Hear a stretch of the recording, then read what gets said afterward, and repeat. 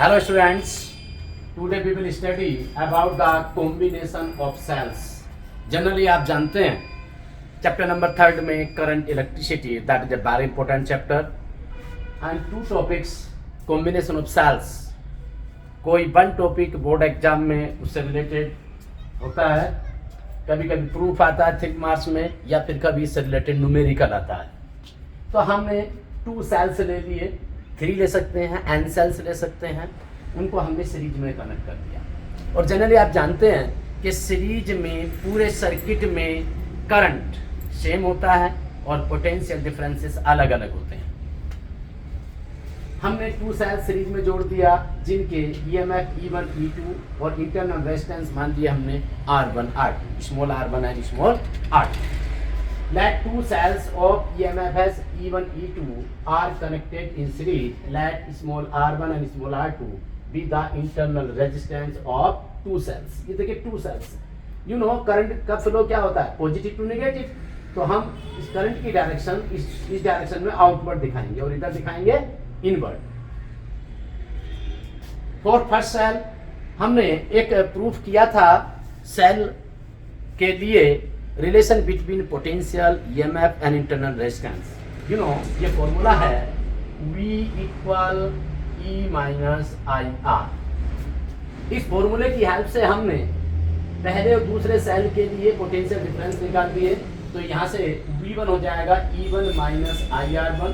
इसी तरह second cell के लिए हो जाएगा V2 equal E minus IR2. ये EMF है, ये करंट है, ये इंटरनल रेजिस्टेंस है और ये है पोटेंशियल डिफरेंस. अब हमने टोटल पोटेंशियल डिफरेंस फाइंड कर लिया और V इक्वल हो गया E1 minus IR1 plus E2 minus IR2. हमने जो पहले और दूसरे सेल के लिए पोटेंशियल डिफरेंसेस निकाले थे उन दोनों को ऐड कर दिया. ये हमने 2 सेल लिए हैं, इनके internal resistance R1 R2 already हमने ले लिए हैं. तो यहाँ से V इक्वल क्या आ गया, देखिए E1 और प्लस E2 एक साथ ले लिया, माइनस IR1 और माइनस IR2 से माइनस I कॉमन ले लिया, R1 प्लस R2 आपका ब्रैकेट में बच गया.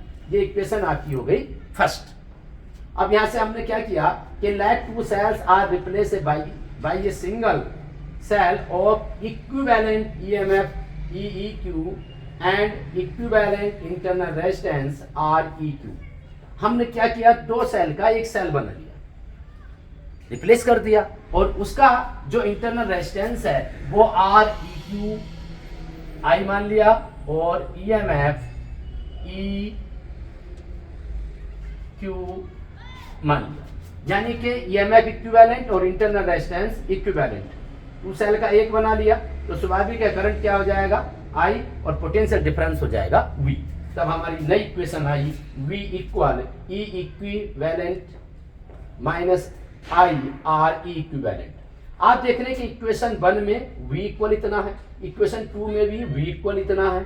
तब हमने दोनों इक्वेशंस की कंपेयर कर दी तो हमने देखा कि यहाँ पर E इक्विवेलेंट किसके इक्वल आ जाएगा, E1 प्लस E2, और R इक्विवेलेंट किसके इक्वल आ जाएगा, R1 प्लस R2. यहाँ से देखिए आप, ये I का कोफिशिएंट है R इक्विवेलेंट और ये I का कोफिशिएंट है R1 R2. जो कंपेयर करेंगे तो यहाँ से R इक्विवेलेंट कितना आएगा, R1 प्लस R2. तो हम कॉम्बिनेशन ऑफ सेल्स में सीरीज में हमने क्या किया, 2 सेल्स को एक में रिप्लेस किया और वहां से हमने इक्विवेलेंट EMF और इक्विवेलेंट इंटरनल रेजिस्टेंस फाइंड कर लिया. Okay, thank you.